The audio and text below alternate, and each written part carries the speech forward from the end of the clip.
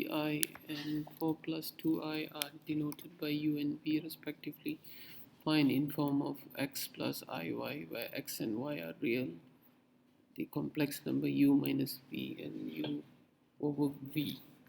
Okay, so u is given as 1 plus 3i and v is given as 1 plus 2i. So u minus v, therefore u minus v will be 1 plus 3i minus bracket 4 plus 2i.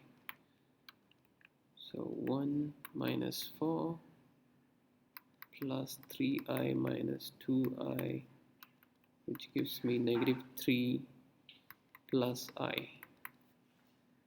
Whereas u over v, okay, u is 1 plus 3i over v, which is 4 plus 2i. And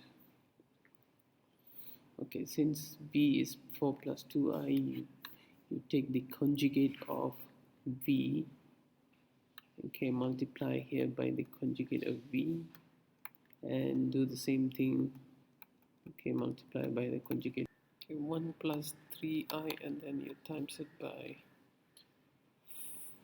4 minus 2i over 4 plus 2i, you times it by 4 minus 2i. Therefore, okay, that's 4 minus 2i minus 12i minus 6i square, whereby I square equals to negative 1, and that's 4 square minus 4i square. So now what do you have here? So that's 4, that's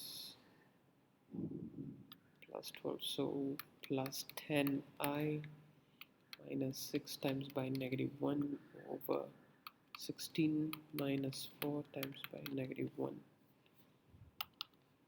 So we have 4, negative 6 times negative 1, which is plus 6 plus 10i over 16 plus 4. And the answer is 10 plus 10i over 20. Now break that. So 10 over 20 plus 10i over 20. The answer is 1 over 2 plus 1 over 2i. So therefore, the real part x equals to half, and the imaginary part y equals to half. U over v. Okay, it's only 1 mark. So the argument of u over v is, okay, what do we have for u over v? Okay, we already found that u over v equals to half plus half I. Okay, so if I draw the Argand diagram, okay, let's say this is the imaginary axis and this is the real axis.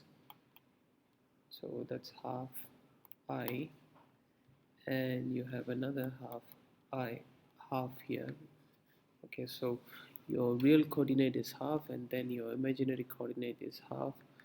So basically the distance between both are equal, so therefore the angle has to be equal as well. So what happened here is, this is the argument and you have, let's say, theta. So argument for u over v is exactly 45 degrees or pi over 4.